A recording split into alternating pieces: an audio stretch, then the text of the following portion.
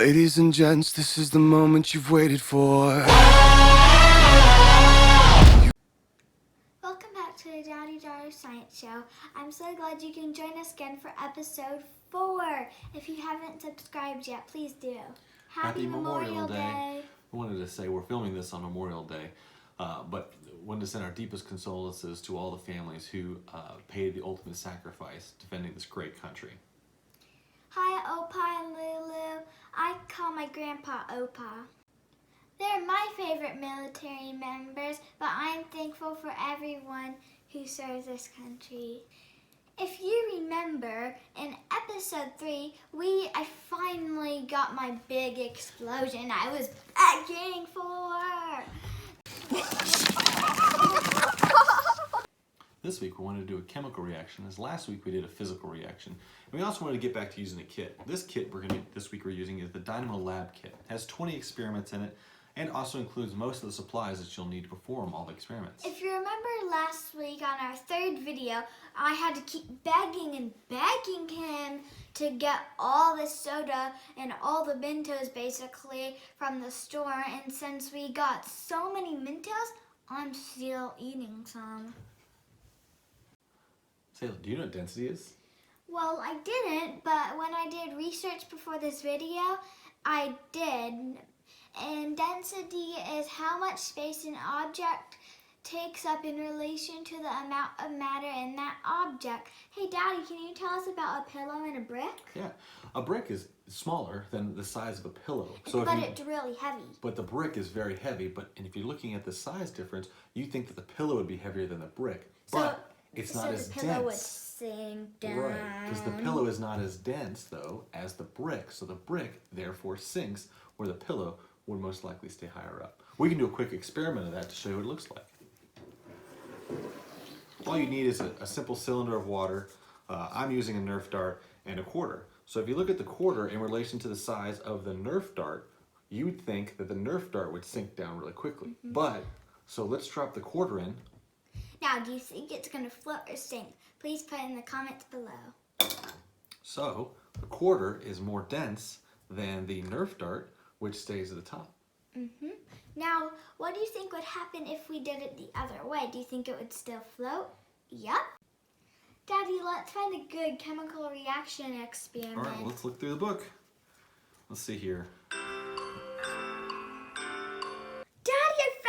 This looks like a lava lamp. It's going to be a good chemical reaction. You're right, so it's going to be a really good chemical reaction, and most of the supplies are already in here from the kit.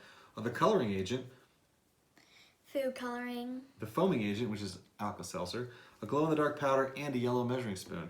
And the only things you need from the house are basically vegetable oil, water, and an empty bottle to put it in, which is actually a really good point, because water and oil are a non-immiscible liquid, which means water and oil will never mix up. True. So, we can do a real quick experiment to show the difference between immiscible and non-immiscible liquids. So we have 2 jars here, and you're going to take the food coloring and put a couple drops of food coloring in this water, in this flask. Let me help you open this so you don't get it everywhere. And you can use any food coloring. We just chose green today. And I'm going to pour some of this vegetable oil in here. All right, go ahead and pour yours in there.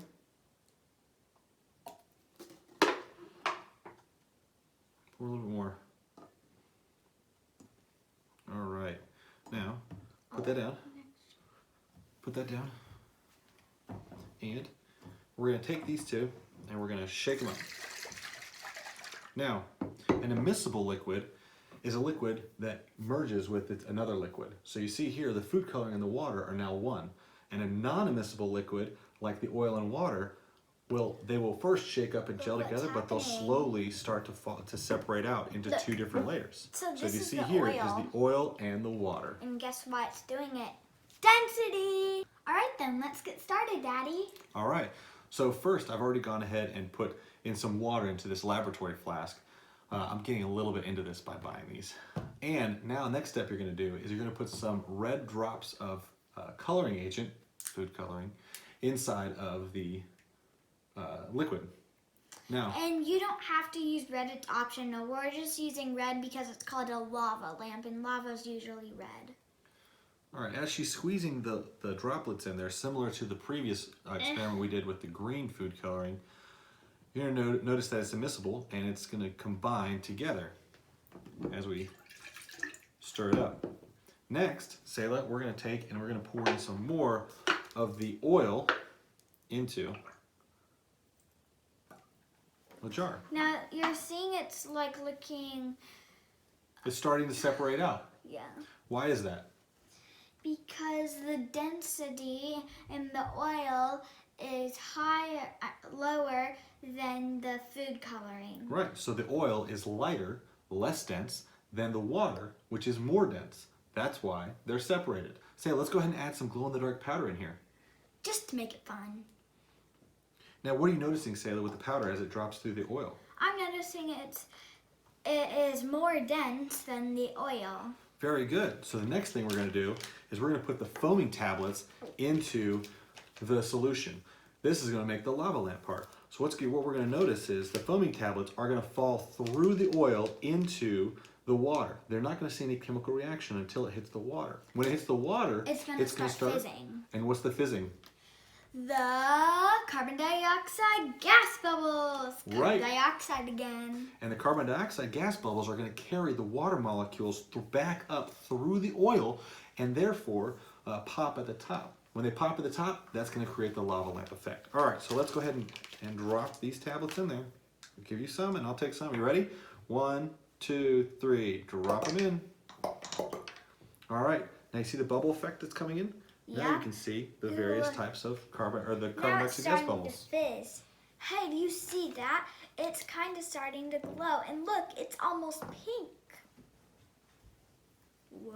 And you see the bubbles that are rising up through the oil? Yeah. That's the water being carried up through the oil with the carbon dioxide gas bubbles popping at the top, and then they start to fall down.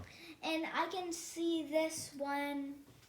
I can see this one tablet right here, and I can see as quick as possible all the bubbles from that, all the carbon dioxide from that little tablet is rushing up to the surface so the carbon dioxide can get out. Eventually the chemical reaction will stop because the tablets will run out. And then the water and oil will separate again. Yep, like they did before.